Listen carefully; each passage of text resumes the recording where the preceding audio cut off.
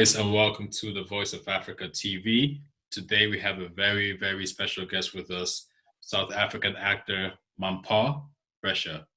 Hello, Mampho. How you doing today? Hi, how are you? I'm great. Thank you so much for having me. I'm doing great. Yeah, I can't complain. Can you please, tell us about your childhood growing up? So I grew up in Soweto, in the southwestern townships of Johannesburg, Mhm. in a large family. I had a pretty normal childhood, I would say. What possibly might have been different was that I went to a Catholic school because my uncle was a Catholic priest, and my family was very Catholic. And at the time, education was segregated, but he managed to get me into a Irish Catholic school, which was pretty tough, I suppose, in the beginning because I was literally like the only Black girl for I think a number of years. Wow. And just trying to sort of like figure my way through this world of not, where no one is like me. And then you go home to the townships and it's kind of like, oh, you wear a uniform and you speak differently. So it was a pretty interesting childhood, but I suppose it kind of like molded me in a way Right. into how I see the world and how I see people, being able to kind of like not be prejudiced in any way, um, understand that we're all different and we're from different cultures and we have had so many different experiences, and just know that life and humanity is about love and growth. That's very true. And embracing difference so that we can each learn from each other. hmm No, it's very interesting that you touched on, growing up in that kind of background. Because I kind of grew up in a similar thing as well. Like both my parents are actually, preachers. So I feel like, a lot of preachers just kind of grow up in a box, Yeah. type of way. And then, yeah, I did go to when I first moved to the States, I used to live in Pennsylvania. And I went to like an all white school. I was also like the only Black kid, in my school as well. And then you go back to your normal community and you're kind of like an Right. outlandish type person as well. To like both areas. Yeah. So in school, you're different, and with, your community. And when you go home, you're different. Yeah. Yeah. And because like I was like the fourth out of five, and my younger sister was number five, and we were like the youngest, and there's like kind of a massive gap. So Uh-huh. we were like my eldest, my siblings, they like went through the 77 riots, so they had a very different upbringing and a very different experience of life. So we kind of like were at loggerheads a lot because the age difference and the kind of life they lived and how they grew up and how we then grew up was just like, it was so different. Mhm. And it was tough trying to find a balance and being like, we're from one household, and it was often a big mess, but I can definitely understand exactly what you're talking about. Can you talk about some certain experiences that you had earlier on in your life that kind of led you into taking up the career path that you are in now? so I think really what kind of pushed me toward the arts is that my dad really loved history. Mm. And it was kind of like a ritual in our household. We didn't go to church, What? but we didn't go to church. As Catholic as we were, we did not go to church. Church was held in the house, Okay. and what we would do on Sundays, we would like wake up really early before anything. We'd get together as a family, we'd pray, and then we'd sit and we'd watch films about history, because my dad was emphatic about the fact that we should know where we come from and we should understand the world. So we would watch films about like, the French Revolution, about Germany and the Third Reich and Hitler and his rise, about, the last Tsars, Stalin and his rise. So I feel like just having, just being engrossed in that world of television, of cinema or film, kind of, I fell in love with storytelling, with watching people on the screen and being like, oh my God, I wish I would be able to kind of like do that that Right. and to do it well, because I was often so captivated by performances and just how the film world worked. So when I got into school, I immediately was like into drama, and maybe because I am naturally dramatic, as people like to say. But I was really just falling in love with the art of storytelling. No, it's very interesting you talked about that. 'Cause I know, like, well, this is actually the first time I've heard, someone growing up and be, as interested in like history. I feel like more times, like us as kids are like more of cartoons and just like little family movies or whatever. It was very interesting to know that you liked the history and the kind of the art behind it, as well. Yeah, I think art is really about people Right. and understanding who we are as a species, and I have a great interest in people and learning about them. I love to people watch, even when I'm just like sitting in the streets of Rome or wherever I am in the world, New York. I loved to do it, just to watch people and wonder what their story is, Right. And if I knew it, would I be able to tell it and give it justice? That's very true. I like that perspective as well. So what was your experience, being able to, study in Japan, seeing as you went back to South Africa to, pursue your career? Yeah, well, my travels to Japan were basically part of my degree. Because as much as my parents were very gung-ho with the whole love for art and so forth, they weren't going to pay for me to go study drama at university. So I opted for a political science and international relations degree. And so that was going to Japan. I managed to get a scholarship to continue with those studies. And it was absolutely otherworldly. It was like nothing I'd ever encountered or experienced in my life. One, you get there and you're both deaf and dumb because you can't speak the language, you don't understand a word, you can't read. Right. So it was literally like becoming someone different and someone new, because you start from scratch, which is, I think, such a beautiful opportunity to kind of reinvent yourself. Right. And Japanese culture is so rich and so old and just incredible and just like varied and layered and so different from what I had ever known or understood. But because I have a fascination for people and their culture and who they are and where they come from and why they are who they are and how they become who they are, it was a wild experience. I mean, I absolutely loved it. Japan is incredible. It's just, it's like fast forward and it's quick and and just learning a different type of discipline. I mean, they say here we have African time. They are always on time. And I learned that the hard way.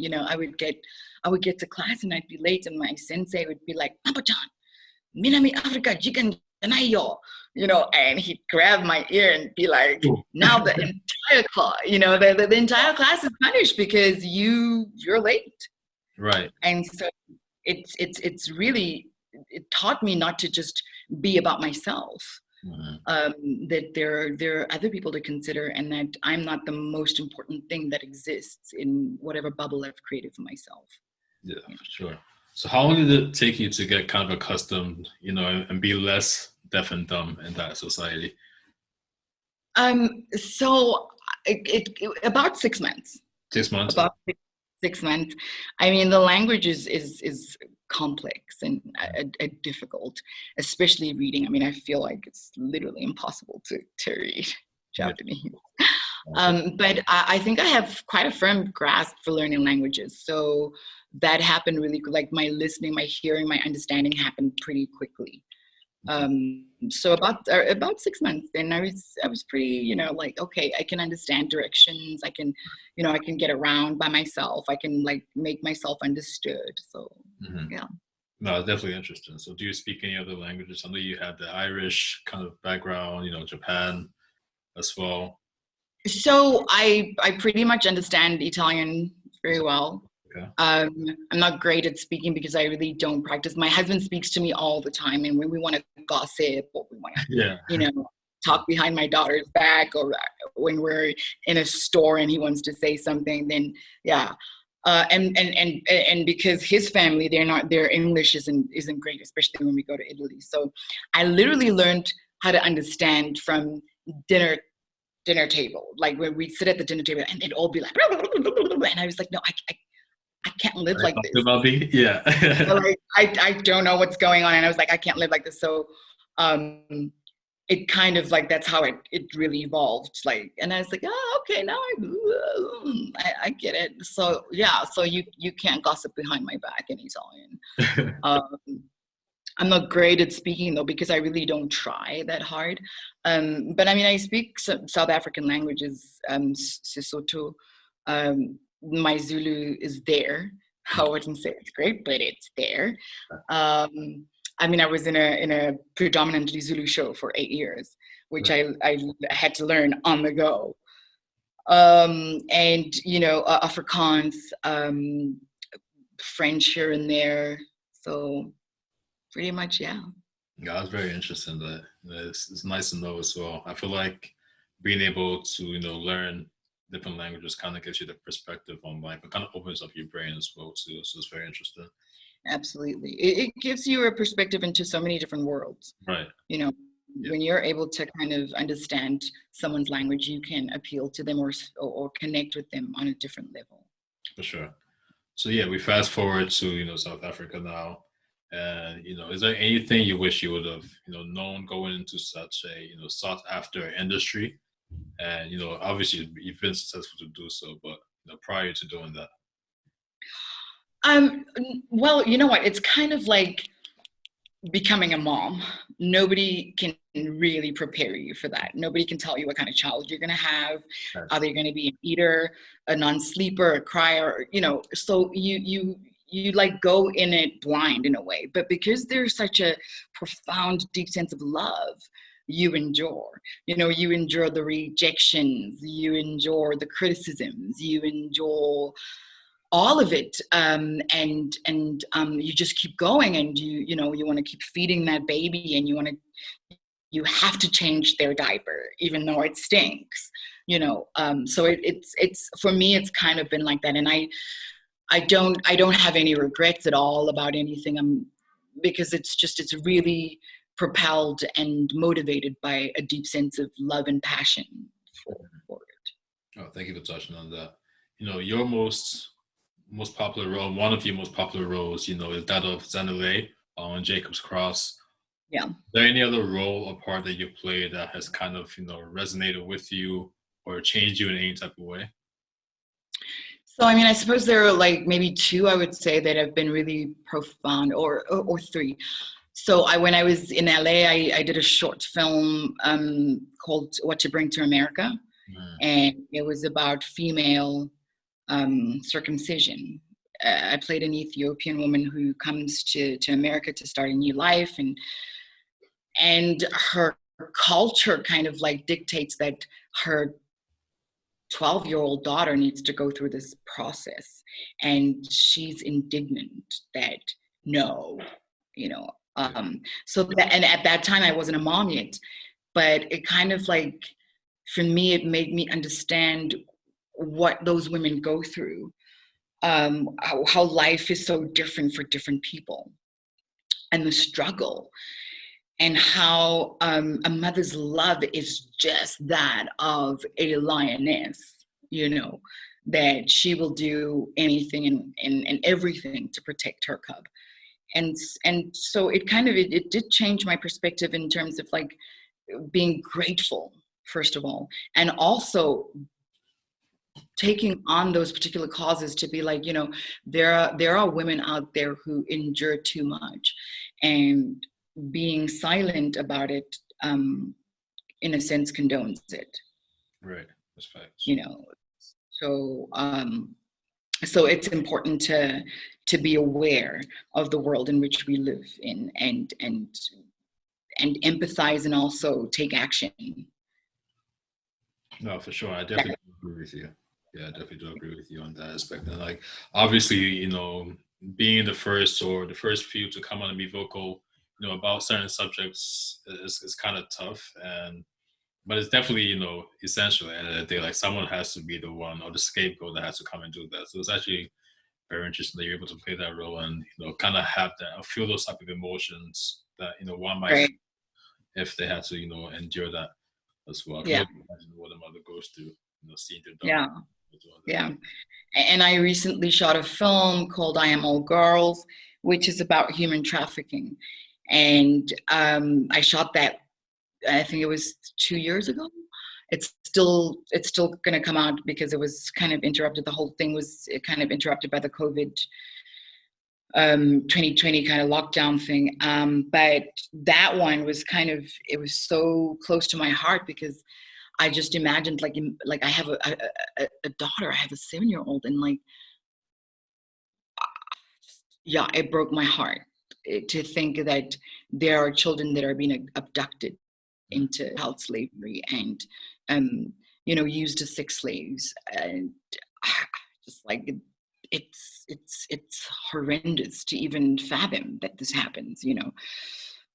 So that was quite a profound film for me that really changed me, and I started I became involved in a lot of causes and NGOs trying to sort of assist them in making people aware that this happens. Girls that get trapped when they're solicited for jobs and so forth, and they're not told the truth, and then they there is an NGO that does interceptions at airports and places like that. So I was supporting that particular NGO. Yeah, and obviously being on Isibaya for 8 years, there's no way that cannot impact your life.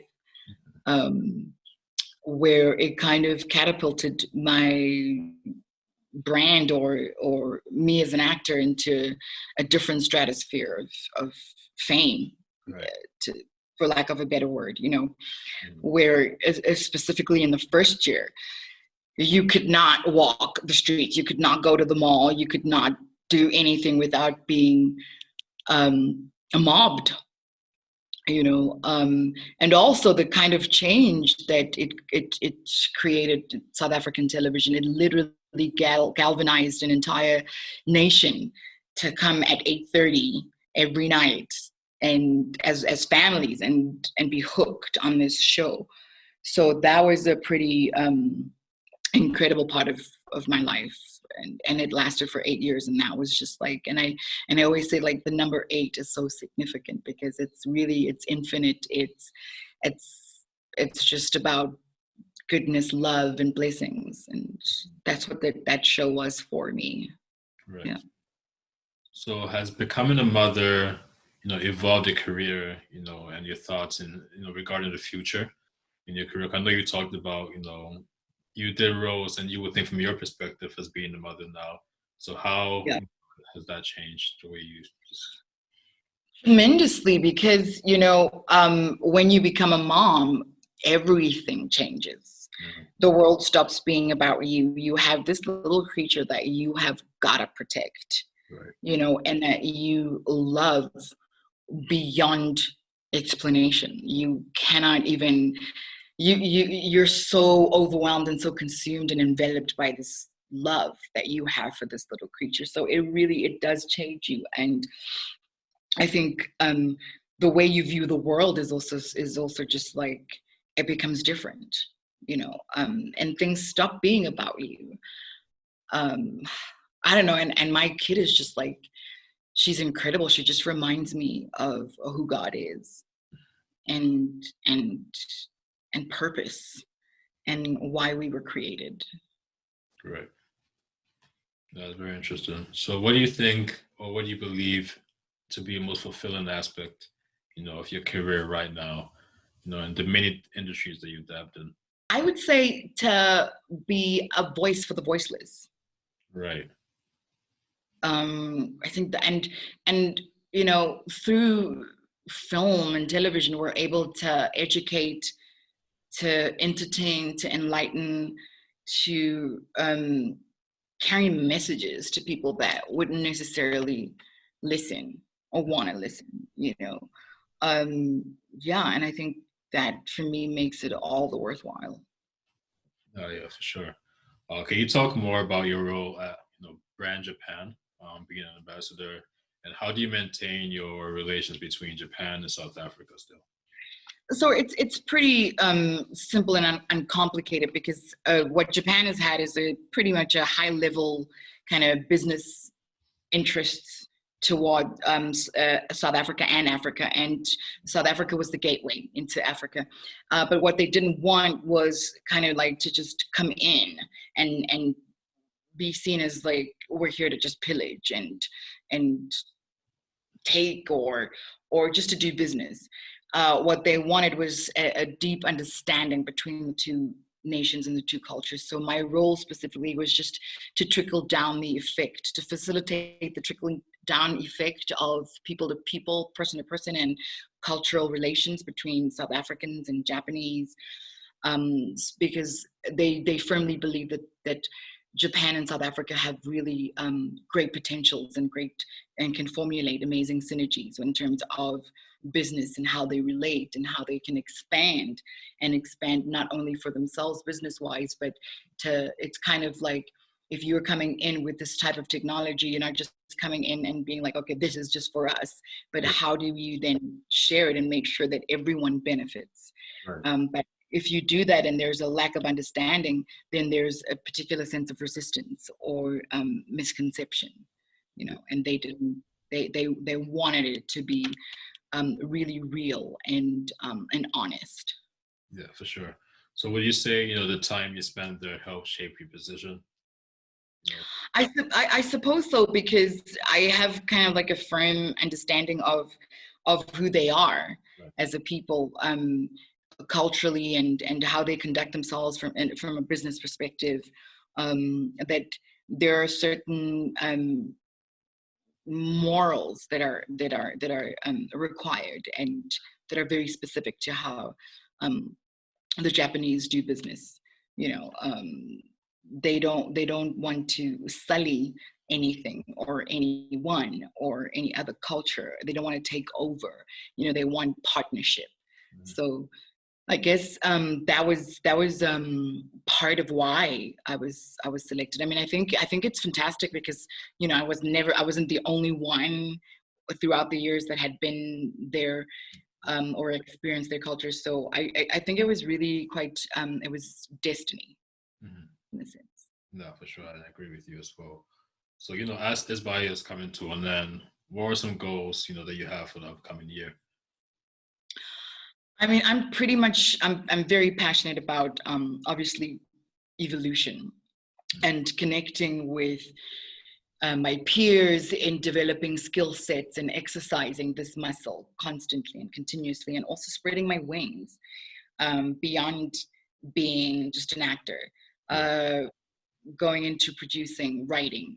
And so, it's fantastic when you have a group of people that have kind of like the same goal and the same motivation as you. So that's one thing that I'm literally buckling down and getting into this year specifically. And then obviously I'm working toward the film, which is very exciting for me. And just the preparation process too, it kind of gets you into this mindset where that this thing is going to happen and it's coming and you got to be ready, so there's no playing around, there's no time to waste. You have this amount of time to get to this result. And so that's been my focus currently. And then as the year goes along, we'll see. Hopefully the world will be remedied of the COVID strain and restrictions and so forth, so that, and not necessarily go back to normality, but to find a new way of coexisting and growing.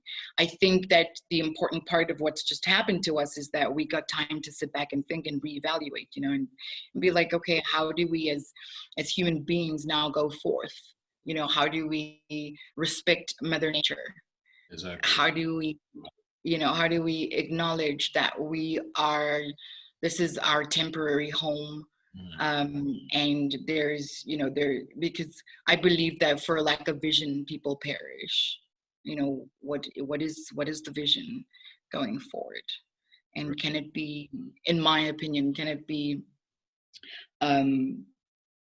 with depth and fueled by love and sincere connections?